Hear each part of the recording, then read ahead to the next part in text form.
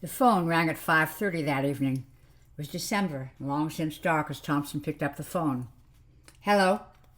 Hello, Herb? Oh, it's you, Alan. Is your wife home, Herb? Sure. Why? Damn it. Herb Thompson held the receiver quietly. What's up? You sound funny. I wanted you to come over tonight. We're having company. I wanted you to spend the night. When's your wife going away? That's next week, said Thompson. She'll be in Ohio for about 9 days. Her mother's sick. I'll come over then. I wish you could come over tonight. Wish I could. Company and all. My wife would kill me. Wish you could come over. What's it, the wind again? Oh, no. Is it the wind? Asked Thompson. The voice on the phone hesitated. Yeah, it's the wind. It's a clear night. There's not much wind. There's enough. Comes in the window and blows the curtains a little bit. Just enough to tell me. Look, why don't you come and spend the night here, said Herb Thompson, looking around the lighted hall. Oh, no, it's too late for that. Might catch me on the way over. It's a damn long distance. I wouldn't dare, but thanks anyway. It's 30 miles, but thanks. Take a sleeping pill. I've been standing in the door for the past hour, Herb. I can see it building up in the west. There's some clouds there, and I saw one of them kind of rip apart.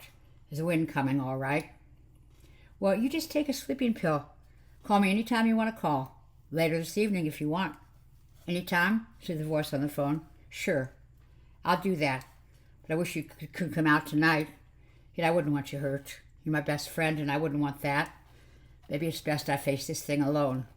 I'm sorry I bother you. Hey, hell, what's a friend for? Tell you what you do. Sit down and get some writing done this evening, said Herb Thompson, shifting from one foot to the other in the hall. You'll forget about the Himalayas and the Valley of the Winds and this preoccupation of yours with storms and hurricanes. Get another chapter done on your next travel book. I might do that. Maybe I will. I don't know. Maybe I will. I might do that. Thanks a lot for letting me bother you. Thanks, hell. Get off the line now, you. My wife's calling me to dinner. Herb Thompson hung up. He went and sat down at the supper table, and his wife sat across from him. Was that Alan? She asked. He nodded. Him and his winds that blow up and winds that blow down and winds that blow hot and blow cold, she said, handing him his plate heaped with food. He did have a time in the Himalayas during the war, said Herb Thompson. You don't believe what he said about that valley, do you? Makes a good story. Climbing around, climbing up things. Why do men climb mountains and scare themselves? It was snowing, said Herb Thompson. Was it? And raining and hailing and blowing all at once in that valley. Alan's told me a dozen times. He tells it well. He was up pretty high, clouds and all. The valley made a noise. I bet it did, she said. Like a lot of winds instead of just one. Winds from all over the world. He took a bite. So says Alan. You shouldn't have gone there and looked in the first place, she said. You go poking around and first thing you know you get ideas. Winds start getting angry at you for intruding and they follow you. Don't joke, he's my best friend, snapped Herb Thompson. It's all so silly. Nevertheless, he's been through a lot. That storm in Bombay later, the typhoon off in New Guinea 2 months after that time in Cornwall. I have no sympathy for a man who continually runs into windstorms and hurricanes and then gets a persecution complex because of it. The phone rang just then. Don't answer it, she said. Maybe it's important. It's only Alan again. They sat there and the phone rang 9 times and they didn't answer. Finally it quieted. They finished dinner. Out in the kitchen, the wind curtains gently moved in the small breeze from a slightly open window. The phone rang again. I can't let it ring, he said, and answered it. Oh, hello, Alan. Herb, it's here. It got here. You're too near the phone. Back up a little. I stood in the open door and waited for it. I saw it coming down the highway, shaking all the trees, one by one, till it shook the trees just outside the house, and it dived down toward the door, and I slammed the door in its face. Thompson didn't say anything. Couldn't think of anything to say. His wife was watching him in the hall door. How interesting, he said at last. It's all around the house, Herb. I can't get out now. I can't do anything. I fooled it. Let it think it had me. Just as it came down to get me, I slammed and locked the door. I was ready for it. I've been getting ready for weeks. Have you now? Tell me about it, Alan. Herb Thompson played it jovially into the phone while his wife looked on and his neck began to sweat. Began 6 weeks ago. Oh, yeah? Well, I thought I had it licked. I thought it had given up following and trying to get me. It was just waiting. 6 weeks ago, I heard the wind laughing and whispering around the corners of my house out here, just for an hour or so. Not very long, not very loud. Then it went away. Thompson nodded into the phone. Glad to hear it. Glad to hear it. His wife stared at him. It came back the next night. It slammed the shutters and kicked sparks out of the chimney. Came back 5 nights in a row, a little stronger each time. When I opened the front door, it came in at me and tried to pull me out, but it wasn't strong enough. Tonight it is. Glad to hear you're feeling better, said Thompson. I'm not better. What's wrong with you? Is your wife listening to us? Yes. Oh, I see. I know I sound like a fool. Not at all. Go on. Thompson's wife went back into the kitchen. He relaxed. He sat down on a little chair near the phone. Go on, Alan. Get it out of you. You'll sleep better. It's all around the house now. The great big vacuum machine nuzzing at all the gables. It's knocking the trees around.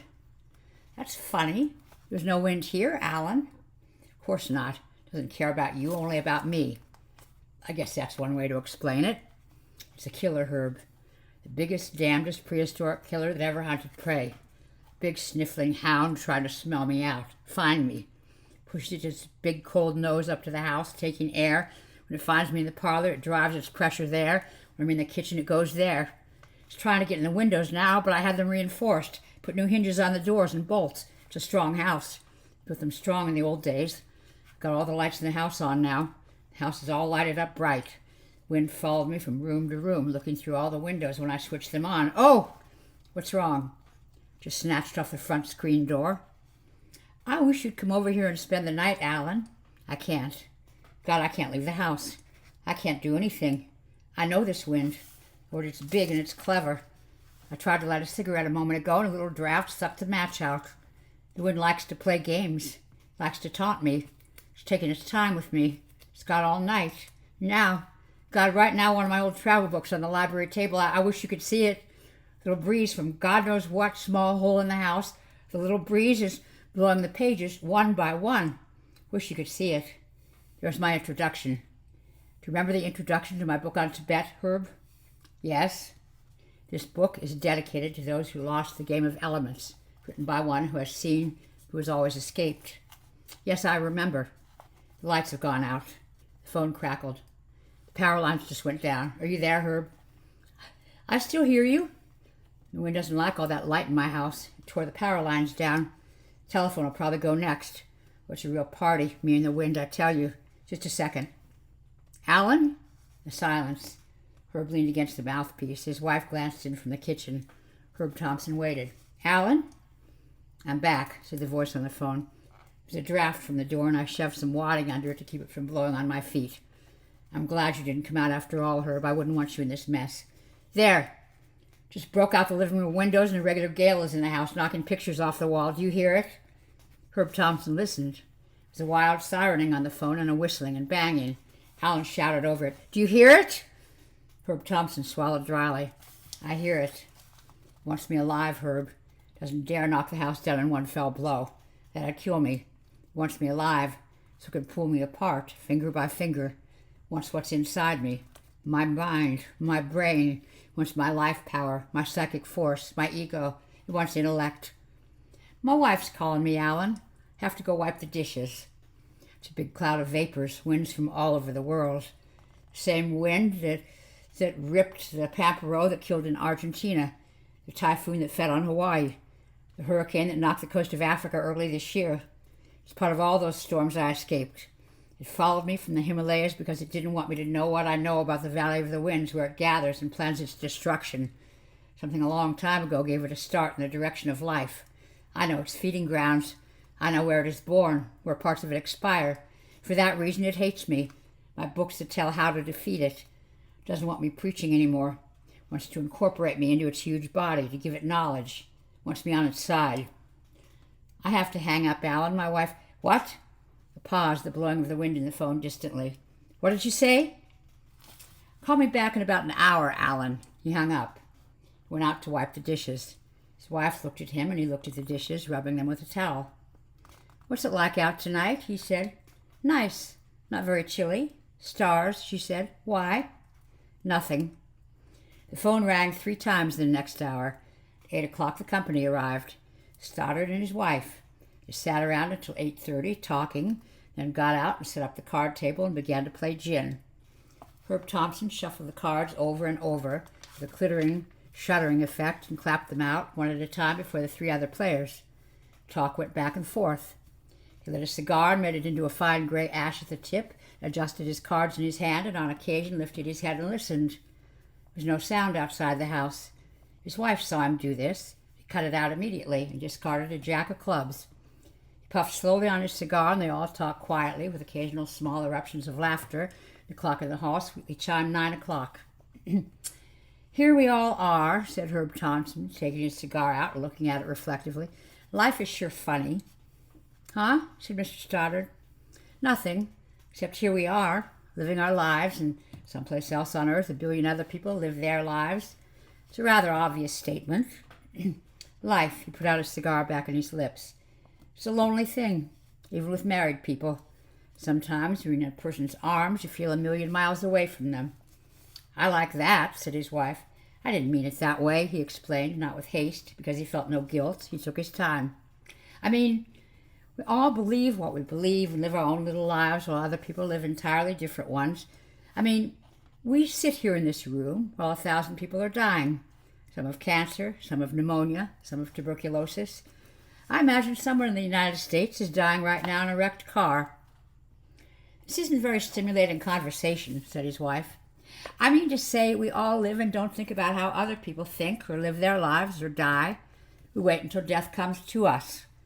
What I mean is here we sit on our self-assured butt bones while 30 miles away, in a big old house, completely surrounded by night and God knows what, one of the finest guys who ever lived is Herb." He puffed and chewed on his cigar and stared blindly at his cards. "Sorry." He blinked rapidly and bit his cigar. "Is it my turn?" "It's your turn." The playing went around the table with a flittering of cards, murmurs, conversation. Herb Thompson sank lower into his chair and began to look ill. The phone rang. Thompson jumped and ran to it and jerked it off the hook. "Herb, I've been calling and calling. What's it like at your house, Herb?" "What do you mean, what's it like?" "Has the company come?" Yeah, it has." "Are you talking and laughing and playing cards?" "Christ, yeah. Well, what has that got to do with... Are you smoking your cigar?" "God damn it, yes, but..." "Swell," said the voice on the phone. "That sure is swell. Wish I could be there. Wish I didn't know the things I know. I wish lots of things." "Are you all right?" "So far, so good. I'm locked in the kitchen now. Part of the front wall of the house blew in. I planned my retreat. When the kitchen door gives, I'm heading for the cellar. If I'm lucky, I may hold out there until morning. You'll have to tear the whole damn house down to get to me, and the cellar floor is pretty solid. I have a shovel, and I may dig deeper." Sounded like a lot of other voices on the phone. "What's that?"